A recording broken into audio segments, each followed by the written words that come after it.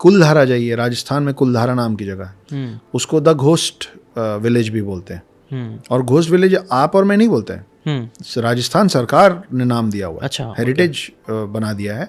और वहाँ 5 बजे के बाद आपको जाना अलाउड नहीं। हाँ राइट, ओके, सुना है मैंने। वो पूरे का पूरा गांव रातों रात गायब हो गया और एक पैर का निशान नहीं मिला लोगों का अगले दिन सवेरे। ओके, ना मवेशी मिले, ना बकरी, ऊंट, लोग, उनके जाने का कोई निशान, कुछ नहीं मिला। वो घर अभी तक हैं, वो टूरिस्ट स्पॉट हो गया, पूरे घर के घर खड़े हैं, पूरा गांव बसा हुआ है। वहाँ मंदिर है, वहाँ कुआं है, वहाँ सब कुछ है, वहाँ सिर्फ लोग नहीं है। ओके, तो वो कुलधारा है, बड़ा अजीब सा है। फिर आप थोड़ा और नीचे आइए, ऊपर जाइए, गुजरात में सबमर्ज द्वारका है, द्वारका नगरी जो कृष्ण की नगरी बोली जाती है। तो बहुत समय तक ये माना जाता था कि ये सब किस्से कहानियाँ हैं, लेकिन अब पानी के अंदर द्वारका के अवशेष सच में मिले हैं।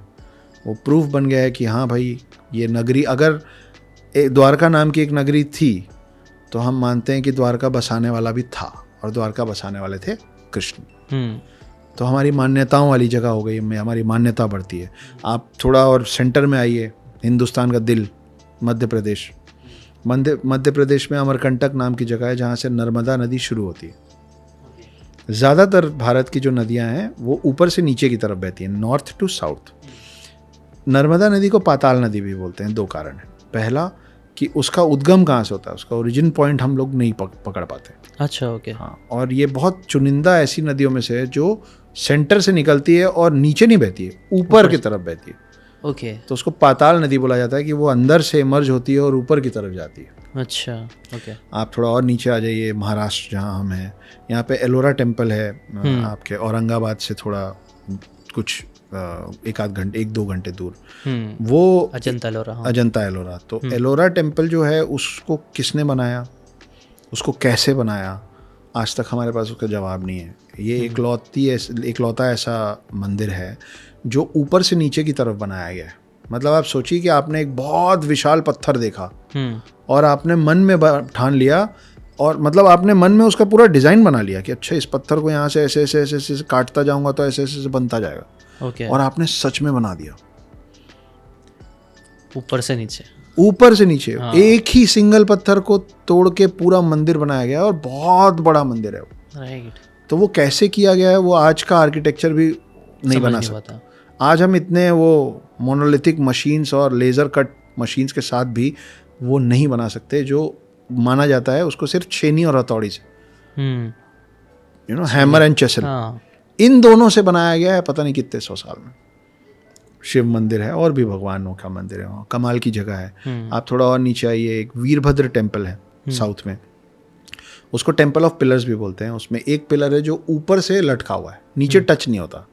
लेकिन अगर आप सोचेंगे कि ये तो, इसका तो कोई काम नहीं, यूजफुल नहीं है ना, चलो इसको हटा देते हैं। आप उस पिलर को हटाने की कोशिश करेंगे तो पूरा मंदिर ध्वस्त हो जाएगा। अच्छा, जबकि वो नीचे सपोर्ट नहीं दे रहा है। ओके।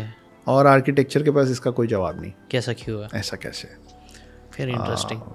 आखिरी में एक पद्मनाभ स्वामी टेम्पल है, एक्सट्रीम साउथ में आता है। उसमें 7 दरवाजे हैं, उसमें 7 में से 6 दरवाजे खुल चुके हैं।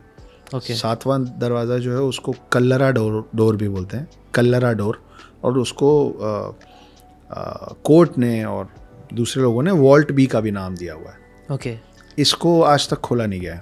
okay. ये कई 100 सालों से बंद पड़ा है। इसके अंदर क्या है किसी को नहीं पता। okay.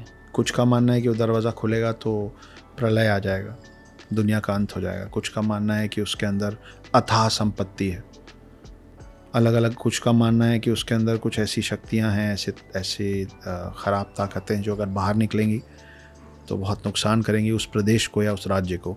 और सुप्रीम कोर्ट ने उसको खोलने पे बैन लगा रखा। ओके, सुप्रीम कोर्ट ने? जी। तो ये बड़ी और ऐसी चीज़ें हमारे देश में हैं, बस पता नहीं है। लेकिन पता नहीं है वो सारी आपने बुक में कवर किया, लेकिन सारे बहुत मतलब कुछ प्लस आप देखिए कोई कारण है ना कि हमारी सरकार इस देश को प्रमोट कर रही थी बीच में, इनक्रेडिबल इंडिया बोल रही है। Right, incredible India. हाँ। जी। तो इनक्रेडिबल सिर्फ इसलिए नहीं है कि हर 100 किलोमीटर में आपकी भाषा और आपका खान पान बदल जाता है। डाइवर्सिटी। हाँ। इनक्रेडिबल इसलिए भी है कि साइंस इतने आगे जाने के बावजूद भी बहुत सारे ऐसे सवाल हैं जिसका जवाब नहीं ढूंढ पाया है इस देश में। राइट। मैं खुद भी ना मतलब नोटिस करता हूँ इंडिया में बहुत कुछ है देखने के लिए, घूमने के लिए, समझने के लिए, सीखने के लिए, लेकिन हम लोग का फोकस यूजुअली बाहर ज़्यादा जाता है दूसरी चीज़ों पे।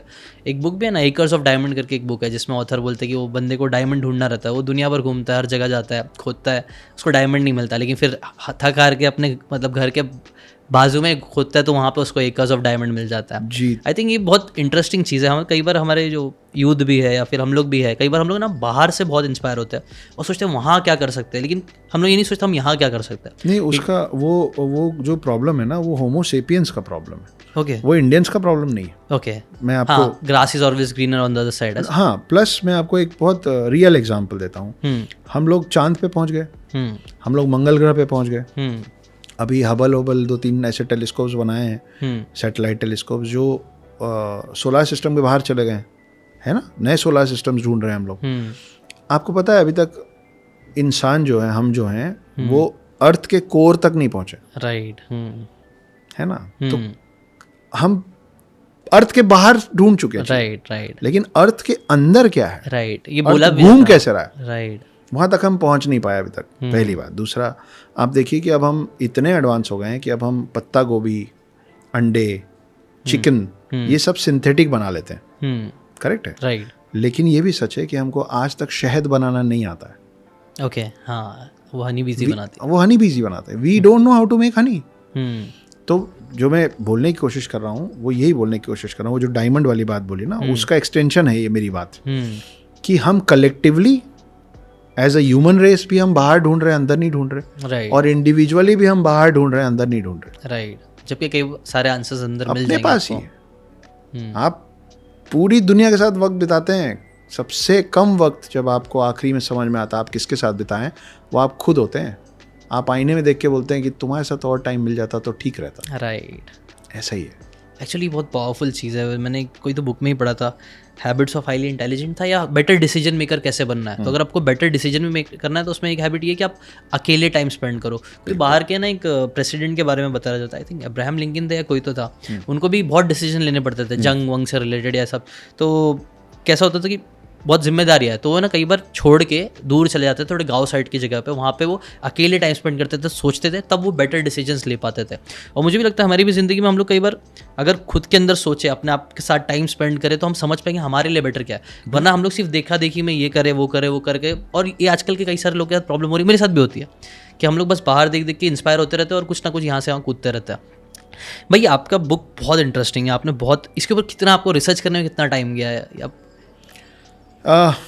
इस पे दो बातें हैं ज़िशान। हाँ। एक पॉडकास्ट के लिए अच्छी है और दूसरी बड़ी पर्सनल है। अच्छा, ओके। मुझे 6 साल लगा इस किताब को लिखने में। 6 साल। पर उसका कारण सिर्फ ये नहीं था कि मैं रिसर्च कर रहा था। अगर मैं ये बोलूँगा, देखिए कई लोग ऐसे होते हैं ना, इस दुनिया में कोई भी शख्स, कोई भी व्यक्ति अकेले रॉकस्टार और सक्सेसफुल नहीं होता है। उसके पीछे बहुत सारे लोग खड़े होते हैं। तो अगर कोई भी व्यक्ति ये बोल रहा है ना कि आई हैव अचीव्ड इट, तो या तो उसको वो बहुत बड़ा बुद्धू है। हाँ, उसको सच में लगता है कि I have achieved it. Ego आ गया। वो हो सकता है ईगो ना भी हो, उसको सच में लगता हो कि आई हैव अचीव्ड इट। या वो बहुत बड़ा झूठा है कि उसको पता है कि कितने लोग पीछे खड़े हैं, बस अपना नाम। हाँ, क्या होता है ना कि जब बहुत बड़ी भीड़ में कोई एक शख्स भीड़ से ऊपर दिखता है तो लोगों को वो अलग से दिखता है। वो किसी के कंधे पे बैठा होता है इसलिए भीड़ में अलग दिखता है, भले ही वो बच्चा हो। बच्चा है तो पिता के कंधे पे बैठा है ना। हाँ। और जब आप हम वो मटकी फोड़ने के टाइम वो बनाते हैं, मटकी तक पहुंचने के लिए पिरामिड तैयार करते हैं, तो आप देखते किसको हैं, जो आखिरी में मटकी को फोड़ता है। राइट। उसके नीचे कितने खड़े होते हैं, हिलते हिलते, सबका कंधा दुखता होता है ना। तो सब लोग मिलके ही बड़े होते हैं, उसमें कोई एक आगे बढ़ता है कईयों की मदद रहती है। हाँ। तो सॉरी, आपका सवाल क्या था? मैं कहीं और चला गया। सवाल यही था कि आप इसके पीछे आपने कितना रिसर्च करी? हाँ, और मैंने 6 साल लगाया इस किताब को लिखने में, मगर उसका कारण सिर्फ ये नहीं था कि मैं बहुत रिसर्च कर रहा था। अगर मैं ये कहूँगा तो मैं गलत कहूँगा। हुआ ये था कि जब मेरा बेटा मुझसे ले लिया गया था, मैं कुछ दिन अस्पताल में था, बीमार था, मैंने अपने साथ कुछ गलत किया था। उसके डिटेल में जाने में मुझे प्रॉब्लम नहीं, पर वो लोगों को पता है, मैंने पहले बोला हुआ है। तो मैं बहुत ज़्यादा डिप्रेशन के फेज से निकला था। और मैं जब वापस घर पहुंचा तो मुझे दिखा कि मेरे बच्चे की ड्राइंग कॉपीज़ पड़ी हुई हैं बहुत सारी, जो मैं उसको ला के गिफ्ट करना चाहता था, पर जब तक मैं वो लाया वो जा चुका था। तो वो खाली ड्राइंग कॉपीज़ देख के बड़ा रोना आता था तो वही मोटिवेशन का कारण बना। तो मैंने ये सोचा था कि साल 6 महीने में 2-4 महीने में समझा बुझा के इन लोगों को वापस ले आऊँगा। और जब वापस लाऊंगा तो मैं अपने बेटे को ये बोलूँगा कि देखिए जब आप मेरे साथ नहीं थे, so this is how I was missing you. मैंने आपकी ड्राइंग कॉपी में आपके लिए एक कहानी लिखी है। तो वो मैं लिखना शुरू किया था अपने बच्चे के लिए, और वो मैं लिखता गया और वो आया ही नहीं। तो मैं और लिखता गया कि अब आएगा अब आएगा अब आएगा। वो करते करते 6 साल बीत गए और ये कहानी बढ़ती चली गई और बनती चली गई। और मैं अभी तक उस बात का इंतज़ार कर रहा हूँ कि मैं अपने बच्चे को बोलूँ कि देखिए ये कहानी मैंने आपके लिए लिखी।